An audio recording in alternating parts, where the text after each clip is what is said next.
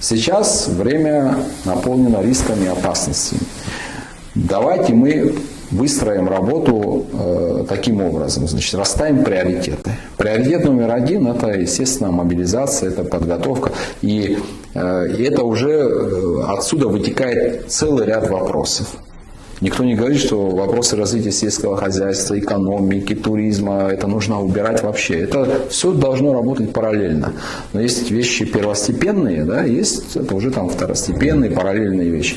И вот на этой основе я уверен, что все здоровые силы Абхазии готовы садиться за один стол. И уже как бы я общаюсь с многими, и они говорят, что, слушайте, если Родина в опасности, а она действительно в опасности, мы живем не в Новой Зеландии, мы живем в эпицентре всех событий. Поэтому таким образом это совместная работа по, допустим, взаимодействию с общественностью, донести опасности и риски до общественности. Допустим, ресурсов там одного президента или там, условно говоря, информационного поля, их ресурсов может быть недостаточно. В этом плане мы можем работать вместе. Есть, допустим, в ветеранских организациях очень опытные люди, которые прошли войну, дальше двигаются, обучаются. Их навыки и знания надо применять. Одна голова хорошо, несколько лучше. Это всегда так.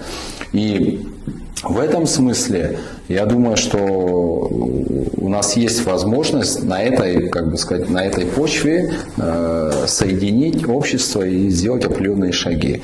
По Министерству обороны, как мне кажется, это опять же мое мнение, я не навязываю, мне кажется, тоже необходимы определенные изменения. Да? То есть все-таки в стиль войны, сама война поменялась, мы это все видим, как бы, и соответственно мы должны как бы все, тем более у нас тут, слава богу, не скажешь, но как бы есть возможность как бы получать прямой опыт этой войны от наших ребят, которые находятся на фронте.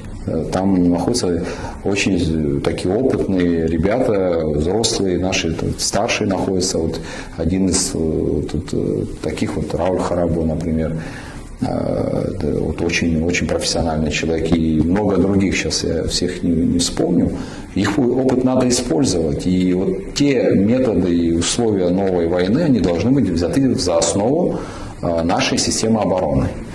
И какие плюсы? Я общался со специалистами, это не мой профиль, я сразу скажу, я могу какие-то ошибки допускать.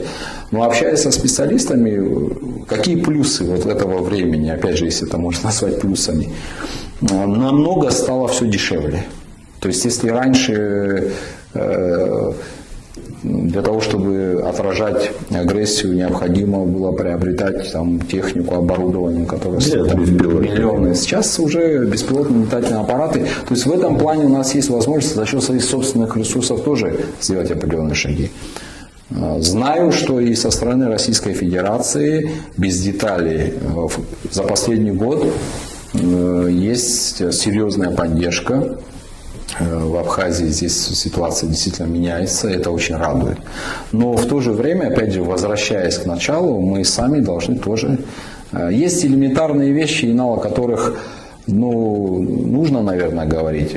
Каждый гражданин, у нас не может быть концепции армия отдельно, там, условно говоря, фронт отдельно, там, народ отдельно. Нас так мало, что у нас одна концепция – это...